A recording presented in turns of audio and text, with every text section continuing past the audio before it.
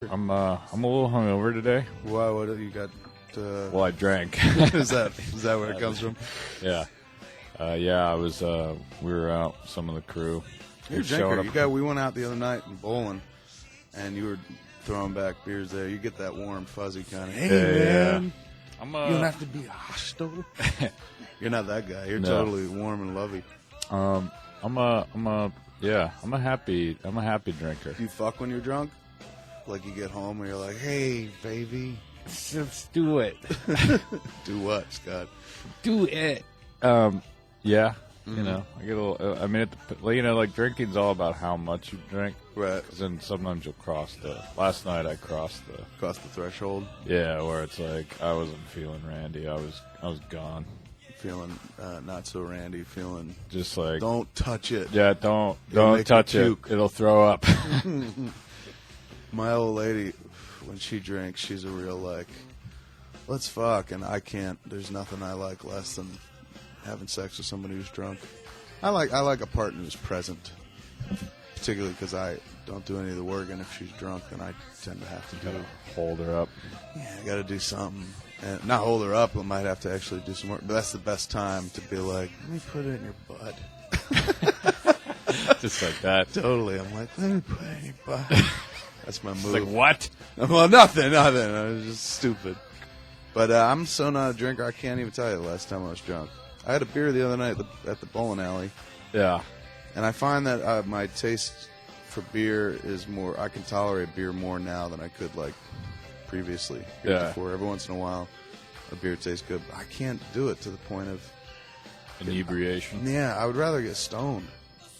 Yeah, I don't have I'm not the stone. I don't want to get stoned. Mm. And I don't even do that much. To be honest, I would rather watch TV and play online poker. That's my idea of recreation. Last night was my.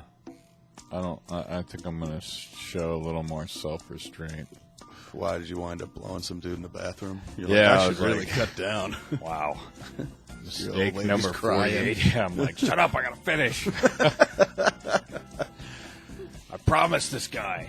There was good one. A story about a dude, this chick we know told me and Jen a story about this famous dude who was in a band, who I'm not at liberty to say, because it's hearsay, speculation. Not speculation, because the person who told the story was on the phone with the person beside him in the car. Gotcha.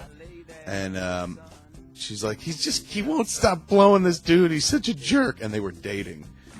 But he was just like all high and shit. And he was blowing the dude in a fucking convertible as they're racing down the fucking 10. And she just had to sit there and fucking take it. And she was mad at him, but like in that kind almost as if the story was told almost as if she was just like, he won't fucking stop calling me a jackass. Like, her man's blowing some other dude. She wasn't so much upset over it, like. No, more like pay attention to me. Yes, exactly. More a little jealous of like, why is he getting all the attention? I do waste so much of my fucking life because now I'm just waiting for death at this point. Really? Yeah, kind of. I mean, I'm young and whatnot, but I feel like I've accomplished, everything I want to, beyond everything I want to accomplish. I would like to see my kid grow up, of course, but I'm kind of in that zone where I'm just like, if death comes, all right. You're ready. Not really ready, but it wouldn't. I don't know that I would feel like, but there was so much left to do. Like I'm not really much left to do for me. I mean, there are things I could be doing. Yeah. But I'm not interested. Like not one thing. Even the cereal tour. Somebody fucking called. Yes. From Kellogg and heard that we wanted to see the cereal factory. I would do that, but. No reason to stay alive long enough. No, that's not enough of a reason to stay alive for me. If somebody came to you and said, you got 48 hours. Oh, well, that sucks, because then you're like, oh, shit. Man. All right, you got 48 seconds. That's even worse. Which is better. I mean, like... 48 seconds or 48 hours? 48 hours. I would be fucking like nobody's business. I would be like, look, I'm going to go kiss my kid goodbye. I'm going to spend the next 47 hours... 59 minutes and 28 seconds just fucking over and over again. And talking. Take a bunch of Viagra. Oh my god. I don't know. I'm good for like one shot, and then I gotta wait like 15 minutes. So in between each session, I would be like, "So, did you ever cheat on me?" You know, I'd be trying to get truths out and shit like that. Even on my deathbed, I'd be like, "Did you ever cheat on me?" I'd still be that guy. I would jerk off a lot. She's like, "Look, I'll fuck you." I'm like, "No. It's like, no. This feels good. This is how it started. This is how it's how it's gonna finish. I'm gonna wrap it up the way I began."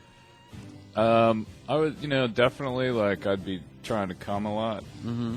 By whatever means. I guarantee neither of us would be thinking about coming.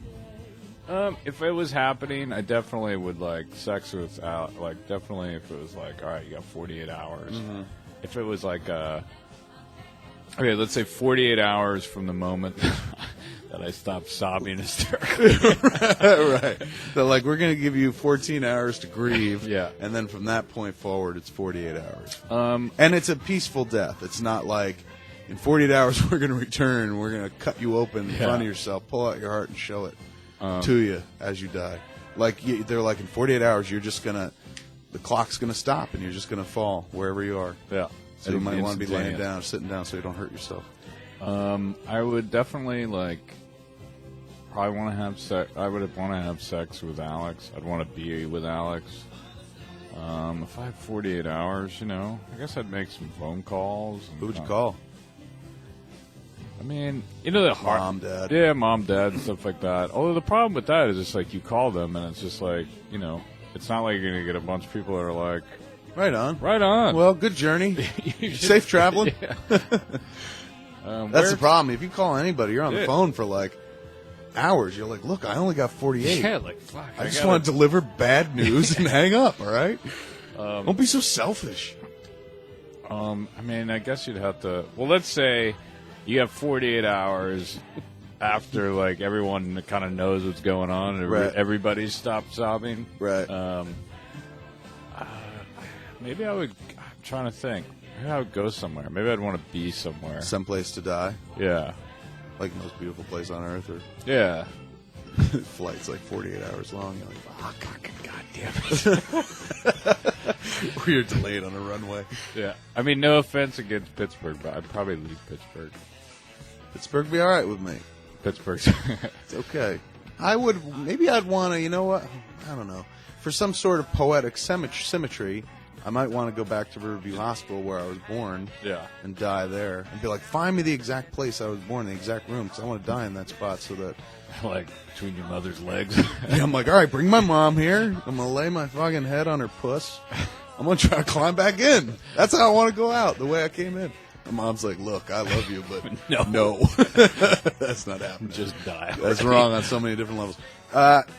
Would you let your wife videotape you having sex? If she was like, so look, she had, a memento or something like that. What if after she did it, she was like, look, just so you know, in the interest of being up front, put her on Front Street, I'm going to sell this when you're dead.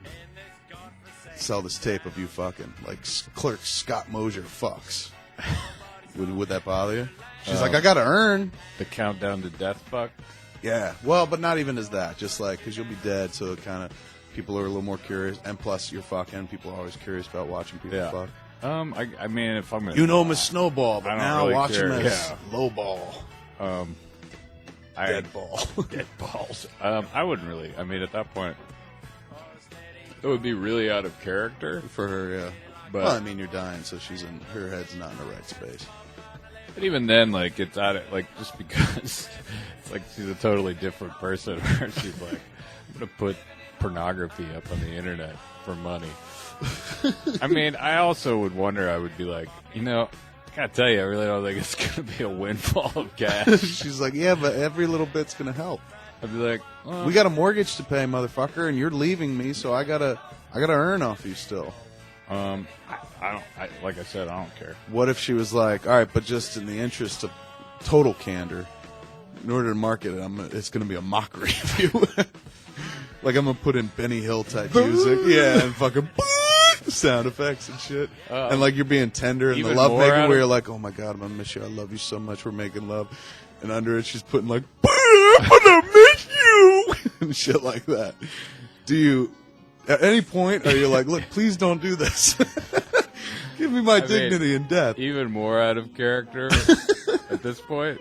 But I don't know. Like, I don't.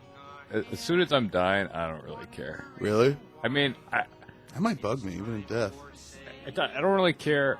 If I'm dying, I don't really care. I mean, once again, like, I'm more just like, that's strange. That's odd. She's like, this is who I've always been, motherfucker. Yeah. Welcome to me. On the eve of your death, meet the real Cookie. You're like, God, couldn't you have let me go to my grave? Yeah. Assuming I knew the real Cookie? Not the fucking exploitive, mean-spirited. Anything for a buck and or laugh. Yeah, exactly. Cookie Mosier.